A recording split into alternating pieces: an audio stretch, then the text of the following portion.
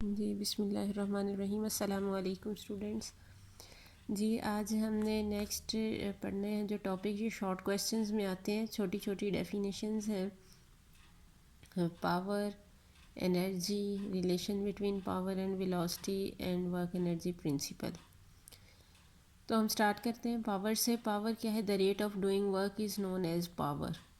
Power का formula क्या है? Delta W over delta T. Power is a scalar quantity.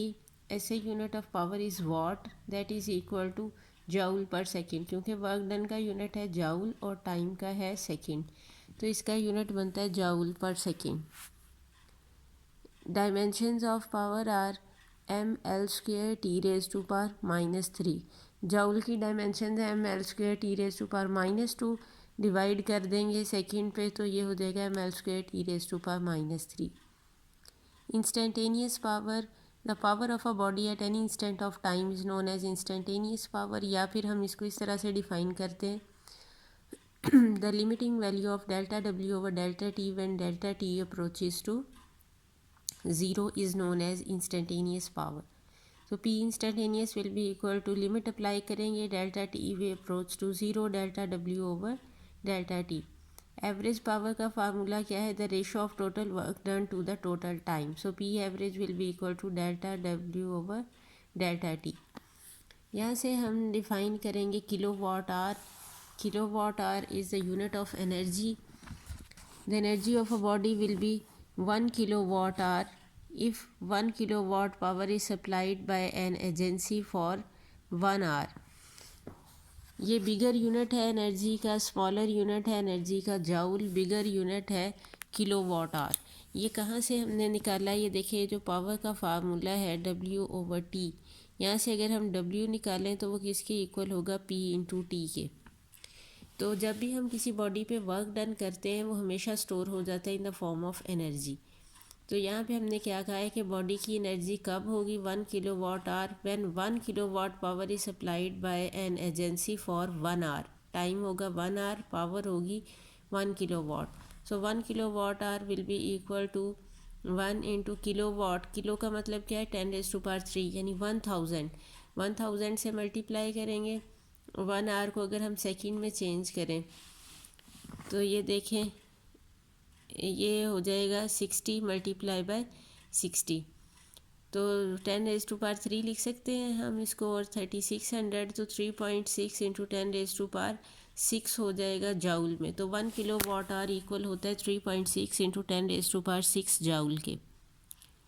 ये शॉर्ट क्वेश्चन में आती है डेफिनेशन, और ये MCQs में आ जाता है 1 किलोवाट आवर में कितने जाउल्स होते हैं? 3.6 इंटू 10⁻6 जाउल्स होते हैं।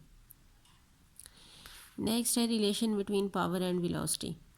We know that instantaneous power is equal to limiting value of delta W over delta T when delta T approaches to zero, and work done is a dot product of force and displacement. जब हम change in work done लेंगे, delta लगाया साथ, तो फिर work done में change किस वजह से आता है? Due to change in displacement. तो हम डिस्प्लेसमेंट के साथ डेल्टा लगाएंगे, तो इसको हम इस तरह से लिख सकते हैं F dot limiting value of delta D over delta T when delta T approaches to zero. तो ये पूरा फैक्टर क्या बन जाएगा? ये पूरा फैक्टर बन जाता है हमारे पास instantaneous velocity. So F dot V instantaneous by ignoring the subscript P will be equal to F dot D. ये है relation between power and velocity. Next है energy. The ability of a body to do work is known as energy. There are many types of energies which are derived from two basic types, और वो basic types कौन कौन सी हैं? एक है potential energy और दूसरी है काइनेटिक एनर्जी। पोटेंशियल एनर्जी क्या है? The energy possessed by the body due to its position is called potential energy. For example in gravitational field potential energy equal होती है mgh के। Potential energy is always taken from some reference level, यानी जिस reference को हम zero consider करेंगे और वहाँ से फिर हाइट मेजर करनी शुरू करेंगे।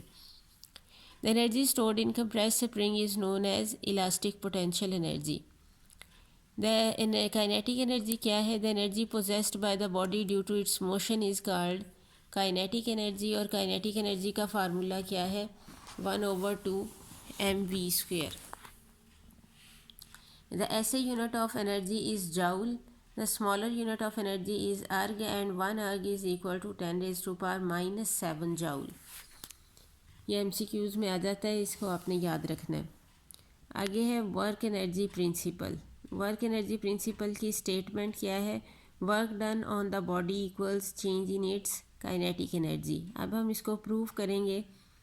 We consider a body of mass m that is moving with velocity v and force F acting through distance d. Then, according to third equation of motion, 2as will be equal to vf square minus vi square. तो यहाँ से distance covered को हमने d से represent किया है, तो s को रिप्लेस कर देंगे d से। तो d किसके इक्वल आएगा? 2a मल्टीप्लाई हो रहा है यहाँ पे, तो हम दूसरी तरफ डिवाइड कर देंगे। तो 1/2a vf square minus vi square. From Newton second law f is equal to ma होता है, तो मल्टीप्लाई कर दें इक्वेशन 1 और 2 को। लेफ़्ट हैंड साइड को लेफ़्ट हैंड साइड से मल्टीप्लाई करेंगे, राइट हैंड साइड को राइट हैंड साइड से मल्टीप्लाई करेंगे। So f into D will be equal to, f किसके इक्वल था? ma के, और d इक्वल है 1/2a vf square minus vi square. यहाँ से a कैंसिल आउट हो जाएगा, तो f इंटू डी किसके इक्वल आएगा? m को मल्टीप्लाई